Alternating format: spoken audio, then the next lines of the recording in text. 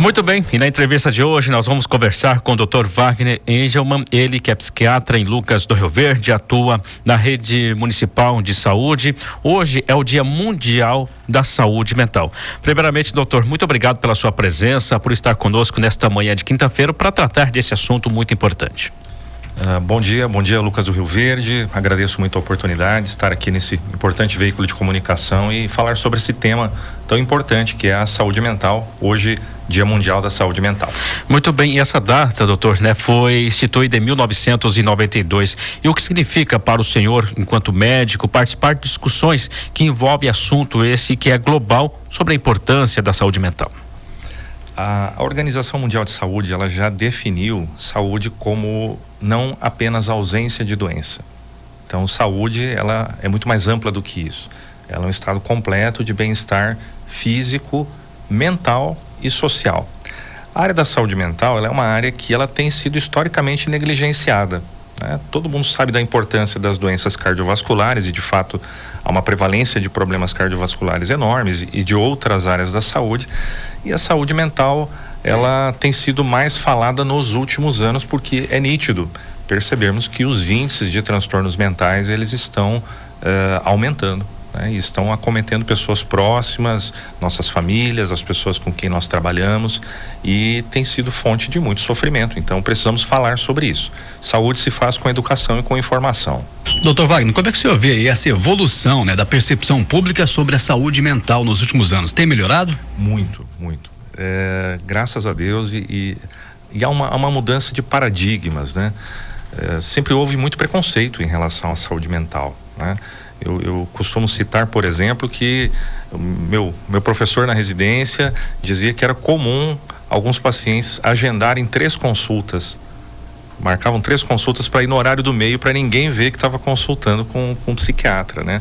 As pessoas tinham muito medo de serem vistas, de serem identificadas com algum problema mental. Um dos maiores medos que nós temos é de perdermos a razão, né? E algumas palavras se tornaram inclusive ofensas, né? Você está louco, né? Por exemplo. E isso aí tem mudado, felizmente, tem mudado muito. Em Lucas do Rio Verde, por exemplo, nós temos uma excelente rede de saúde mental. Nós temos aqui um CAPS que atende a população adulta, nós temos um CAPS da infância que atende a população até 18 anos de idade, todos com equipes multiprofissionais, muito bem formadas, capacitadas. Temos ambulatórios também para pacientes ambulatoriais, e há um investimento, né? Existe atendimento hospitalar quando necessário, e também na rede privada. Então, eu atuo mais na rede privada, mas aqui temos uma excelente rede funcionando. Certamente tem muito a crescer porque é uma área que demanda muito, né? A saúde normalmente ela é um cobertor curto, né? Então tenta se cobrir ao máximo, mas as necessidades sempre elas são crescentes, né? Doutora, de acordo então com a Organização Mundial de Saúde, estima-se que mais de 1 bilhão de pessoas no mundo acaba sofrendo de transtorno mental, sendo que no Brasil é em torno de 12 milhões de pessoas com depressão, a maior taxa da América Latina, de acordo então com esses dados. Qual o cenário que o senhor observa aqui em Lucas do Rio Verde e também na nossa região e ao redor, né, em relação ao acesso ao tratamento, à conscientização sobre esses transtornos, né? Qual que é o cenário que o senhor pode nos passar em relação a Lucas? Certo. A prevalência ela é percebida por toda a população. Provavelmente quem está nos ouvindo conhece alguém, pode ser talvez até da sua família, que tenha algum transtorno mental. Os transtornos mentais mais prevalentes são os transtornos ansiosos e os transtornos do humor. Então, os transtornos ansiosos, aqueles transtornos de ansiedade generalizada, transtornos do pânico, as crises de ansiedade e assim por diante. E os transtornos do humor, principalmente as depressões. Então, aquilo que chamamos de depressão é muito amplo, existem subtipos de depressão e todo mundo ou já sentiu, já passou por isso ou conhece alguém. Então, é algo bastante prevalente. As pessoas muitas vezes não sabem onde procurar ajuda, né? A ajuda ela deve ser procurada onde existem portas abertas. Então, na rede pública, através do PSF, através da equipe de saúde da família, boa parte dos transtornos mentais vão ser acolhidos e tratados na atenção básica mesmo. A maior parte dos transtornos mentais não tem tratamento muito complexo. E tal qual todas as áreas da saúde, aquilo que nós tratamos no início é mais fácil de tratar. Quando nós permitimos que algo se agrave, aí é mais complexo. Mas a porta de entrada sempre na rede pública, ela será através da atenção básica de saúde. E a partir de então, vai receber, se necessário, encaminhamentos, né, em que a pessoa ela vai ser destinada, se necessário, a um especialista, ao psicólogo. Lembrando que o tratamento na saúde mental, ele não é somente um tratamento medicamentoso, psicofarmacológico. Ele é um tratamento que ele vai andar junto com outras abordagens e outras ferramentas, principalmente a psicoterapia. Doutor, o campo da psicologia, né, e da psiquiatria, ele avançou bastante, diagnósticos, né, precisos, tratamentos, inclusive mais eficazes, né? Quais são, melhor dizendo, né, as principais inovações que o senhor poderia destacar, por exemplo, no tratamento à depressão e à ansiedade? Certo. Nas últimas décadas nós tivemos uma mudança, uma melhora assim expressiva em relação ao tratamento medicamentoso, por exemplo, né? Há 30, 40 anos atrás existiam algumas medicações, mas eram medicações assim bastante sedativas, por exemplo, com muitos efeitos adversos, o que colaborou para se criar um pouco desse estigma, né, de quem faz uso de alguma medicação, ficar dependente ou algo nesse sentido. E especialmente aí nos últimos 15, 20 anos, né, a partir principalmente de uma molécula chamada fluoxetina. Essa foi o grande divisor de águas na psiquiatria. Houve o surgimento de novas medicações, são medicações muito seguras, são medicações que costumam ter uma eficácia bastante importante. E lembrando que tratamentos psiquiátricos, na maior parte das vezes, eles têm começo, meio e fim. São tratamentos que costumam ser um pouco longos, mas se feitos corretamente, lembrando não apenas com a medicação, mas com mudanças de estilo de vida, envolvendo atividade física, melhora na socialização, bons hábitos alimentares, trabalhar de forma adequada, moderar no álcool, por exemplo, e tabagismo e assim por diante, vai fazer com que esse tratamento ele tenha um fim, né? Então, feito corretamente, esse estigma de que a pessoa vai tomar remédio para sempre, ele não é a realidade da maior parte dos pacientes. Doutor, de acordo com a Organização Mundial de Saúde, a OMS, alguns alertas sobre a importância de estarmos atentos a sintomas como alteração do sono, na alimentação também, nas relações interpessoais. E quais sinais as famílias e amigos podem observar quando alguma pessoa próxima ela está no processo de depressão ou algum problema na sua saúde mental que pode já indicar que precisa de um tratamento? Certo. A palavra depressão, ela vem da topografia. Então, quando nós vemos aquela placa de trânsito, né, cuidado depressão na pista, é porque vai ter um trecho em que a estrada rebaixa. E é isso que ocorre com o humor. O humor é como nos sentimos a maior parte do tempo. Então, é normal termos dias que não estamos felizes, é normal termos dias que estamos um pouco mais calados, mais isolados, mas quando isso se torna algo persistente, não mais uma coisa de 1 ou 2 dias, mas que dura semanas, que vai avançando, a pessoa vai ficando mais socialmente isolada, ela vai deixando de fazer coisas que ela gostava de fazer. Então, a principal característica de uma depressão não é tristeza. A tristeza ela pode acontecer, mas é algo que nós chamamos de anedonia, que é perder a graça, perder o prazer, perder o ânimo, perder a motivação.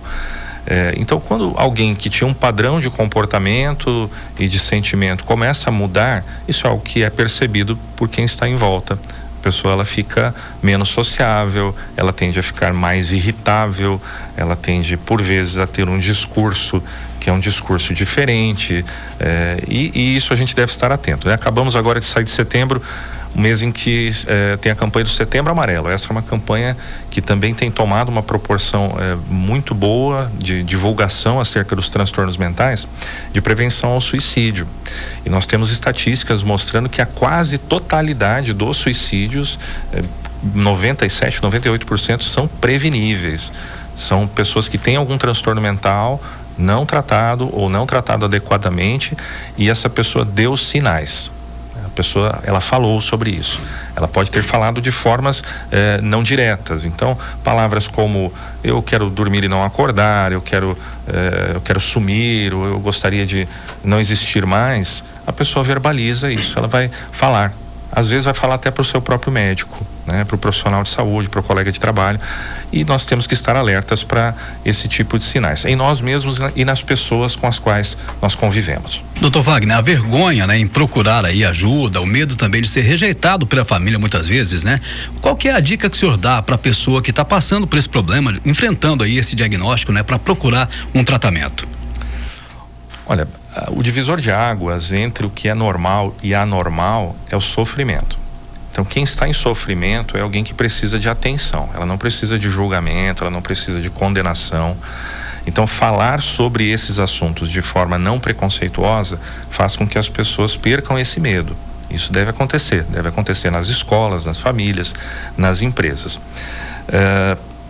O que eu digo é que quem está passando por isso não deixe a vergonha impedir de procurar ajuda.